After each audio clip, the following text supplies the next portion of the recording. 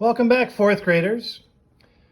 Yesterday we were working on an assignment that went along with one of the events that was on our timeline. Remember, we did a lot of work on that story about the road to revolution. And we kept talking about the Revolutionary War, and we added more onto this timeline. The event that we're going to focus on and what we did yesterday was this winter of 1777 and 1778. That's when George Washington brought his troops into Valley Forge. And you worked on a page that had some questions about that winter of 1777 and 1778.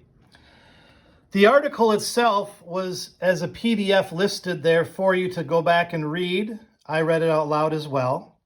But in this story about Valley Forge, it told us about that really, really horrible winter and all these soldiers that ended up dying as a result. Well, let's check over our work and see how you did. It was a true-false assignment.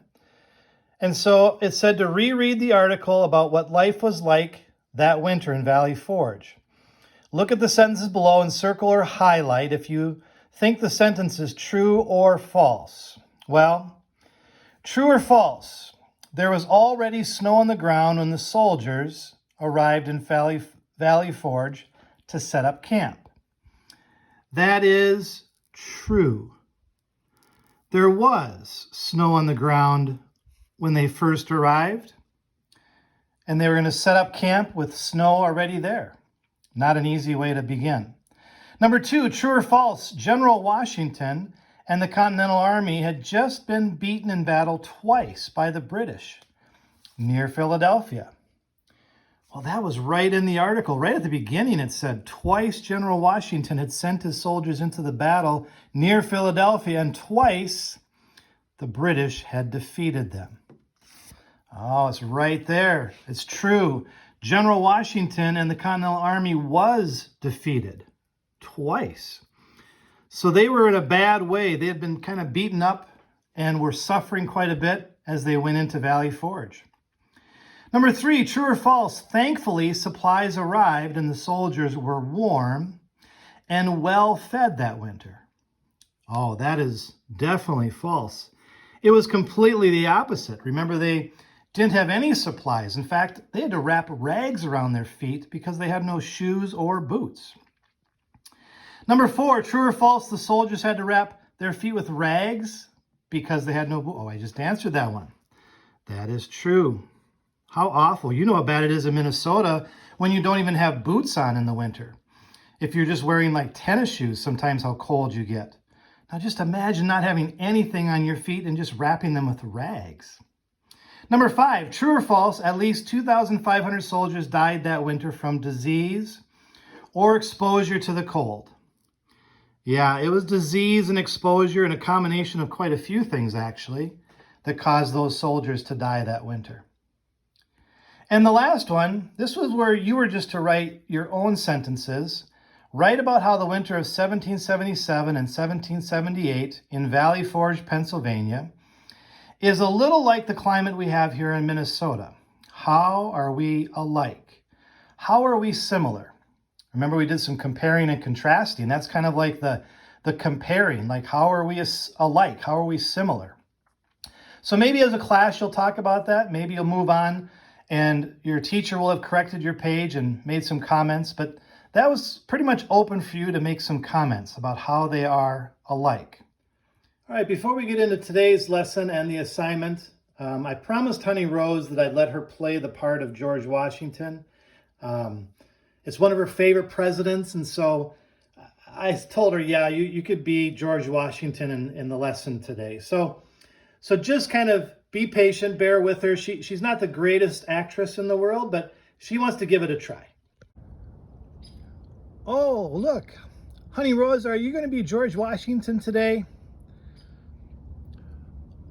General George Washington, are you going to lead us into Valley Forge? I heard the winter there is awful. Sir, what are your orders? Shall we go into Valley Forge and make an encampment? Sir, we are awaiting your orders.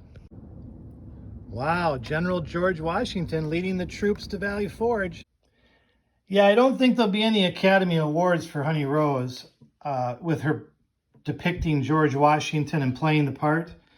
But thank you for being patient with her. She really wanted to give it a try. George Washington's one of her favorite presidents, so thank you for that.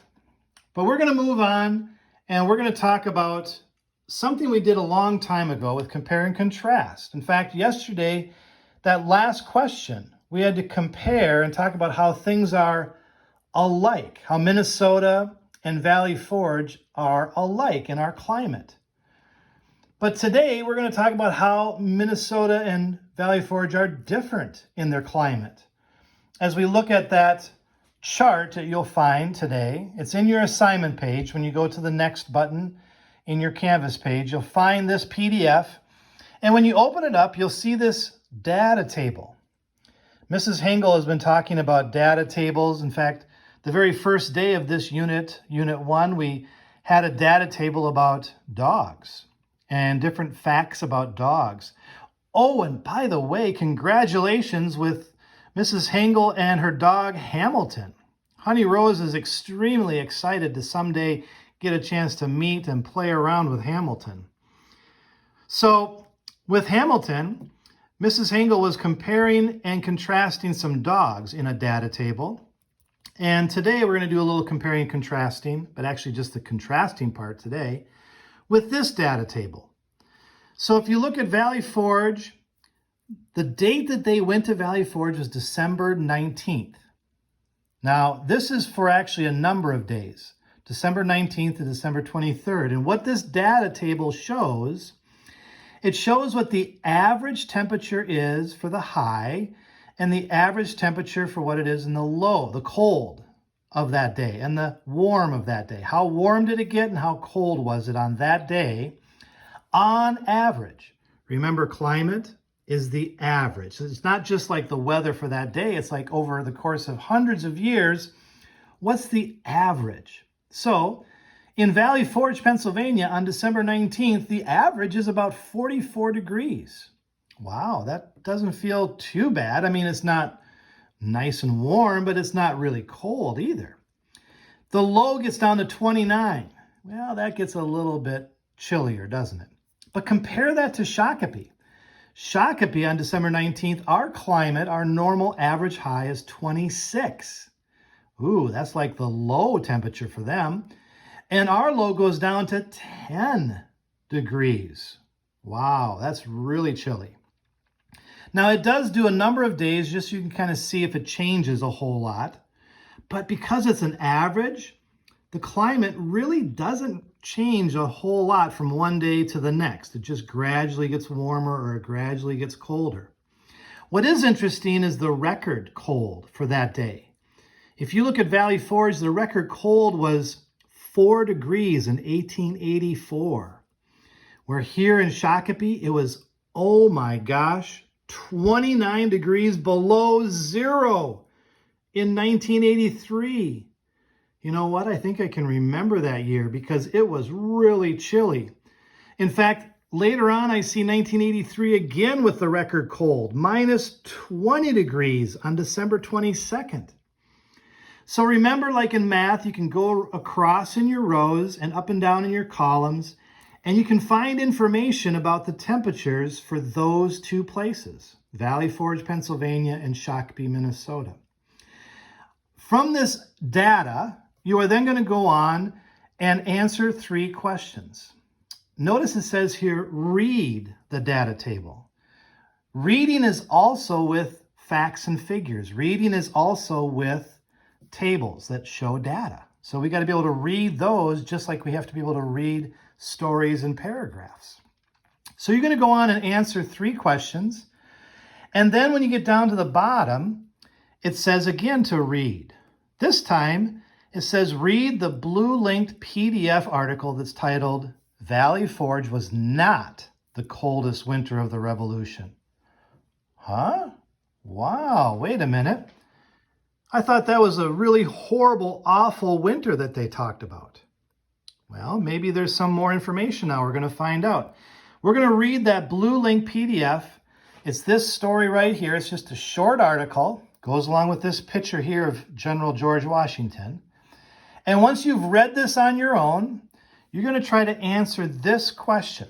It says, if the winter of 1777 in Valley Forge, Pennsylvania wasn't the coldest winter, and not even as cold as the average for Shakopee, then what caused so many soldiers in the Continental Army to die that winter? Remember, over 2,000 soldiers died. So look for that in today's reading. I'm going to have you do this reading on your own, or maybe your teacher might do it with you. But this is a chance for you to try something for yourself. We do a lot together, and now this is a you do, where you get a chance to try it for yourself. So good luck. Take a chance to read through that data and then answer those questions. It's kind of interesting, actually, to see what some of the records are and what the temperatures are like, average-wise, for our climate. And then answer that question about, if it wasn't the coldest winter, why was it so many soldiers died? All right, good luck, and we will see you again tomorrow.